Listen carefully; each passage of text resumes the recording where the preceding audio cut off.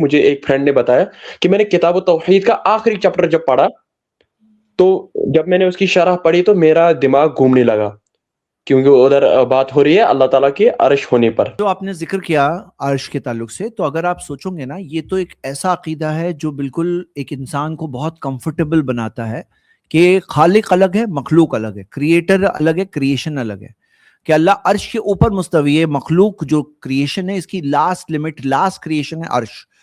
تو جیسے بعض لوگوں نے غلط کہا ہے کہ عرش کے اوپر بیٹھا ہے، یہ کہیں ذکر نہیں ہے۔ عرش کے اوپر جو مستوی اللہ عرش کے اوپر ہے، تو عرش کے اوپر جو ہے یعنی کہ خالق الگ ہے، مخلوق الگ ہے، کریٹر الگ ہے، کریشن الگ ہے، کیونکہ یہ کریشن کیا ہے، اس کی شروعات ہے، اس کی اینڈنگ ہے، یہ نربھر ہے، ڈیپینڈنٹ ہے۔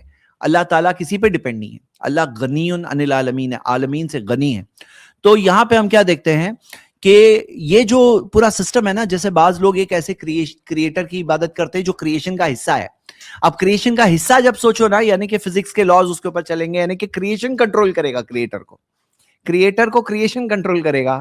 بھائی جو کریشن ہوتا ہے اس کی موت بھی ہوتی ہے، یہ ایجنگ بھی ہوتی ہے، ڈیکے بھی ہوتا ہے، یہ کریشن سفر بھی ہوتا ہے، بدلتا بھی ہے وقت کے ساتھ۔ ہاں، تو یہاں پہ کیا ہے، جو لوگ بلیو کرتے ہیں کہ کریشن کا حصہ ہے، تو وہ لوگوں کے لیے ایک بہت بڑا پرابلم ہے ایکچولی۔ تو ہم کیا کہتے ہیں، خالق کی عبادت کرو، مخلوق کی عبادت مت کرو۔ خالق و مخلوق کو خلط ملط جو مانتے ہیں وہ بالکل ایک رانگ بلیف ہے۔ اب جیسے میں ٹیبل کو مار رہا ہوں، تو کیا اس کو مارا میں نے؟ ٹیبل کو مارا۔ اب ہر جگہ ہے جیسا لوگ مانتے ہیں، تو ٹیبل میں بھی ہے، میں کس کو مار رہا ہوں؟ پھر تو گاڈ کو مار رہا ہوں، اوپر والے کو مار رہا ہوں۔ میں زمین پہ چل رہا ہوں اور وہ اوپر والا زمین کے اندر بھی ہو گیا، پھر یعنی ہر جگہ ہے تو زمین کے اندر بھی ہے۔ تو صحیح بات کیا ہے کہ ایسے بہت سارے پرابلمز کریٹ ہوتے ہیں وہ بلیف کے اندر، جو سارے پرابلم سالو ہو جاتے ہیں جب آپ مانتے ہو کریٹر الگ ہے، worship the creator not the creation. خالق کی عبادت کرو، مخلوق کی عبادت نہ کرو۔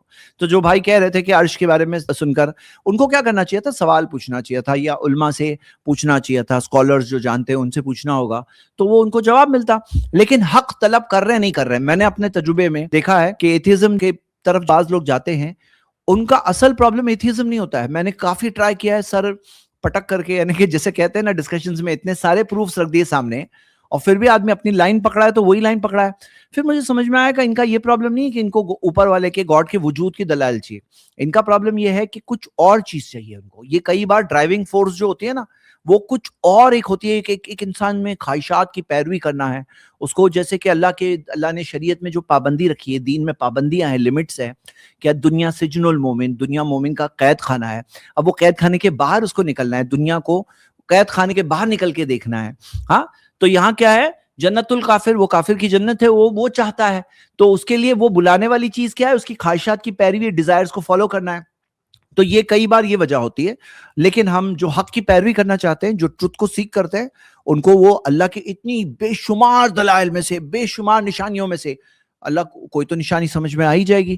ہاں، اور نہیں سمجھ میں آتی تو ان کو تحقیق کرنا چاہیے، کھلے دل و دماغ سے ہدایت طلب کرنی چاہیے، تو کچھ نہ کچھ دکھے گا۔ ہاں، انشاءاللہ۔ اس کلپ کی فل ویڈیو دیکھنے کے لیے ہمارے چینل پر ضرور آئیں۔ آئی پلس ٹی وی نے ایک نیا یوٹیوب چینل شروع کیا ہے جس کا نام ہے آئی پلس ٹی وی اختلاف کا حل۔ اس چینل پر صرف اختلافی مسائل پر ویڈیوز آئے گی، لیکن دلائل کے ساتھ اور بھائی چارگی کے ساتھ۔ آپ کو میں دعوت دیتا ہوں کہ آپ بھی ہمارے اس چینل کو سبسکرائب کریں، ہماری ویڈیوز کو شیئر کریں، اور نوٹیفیکیشن آئیکن کو آل سلیکٹ کریں تاکہ آپ کو ہماری ویڈیوز کا نوٹیفیکیشن مل سکے۔ جزاک اللہ خیر، والسلام علیکم ورحمۃ اللہ۔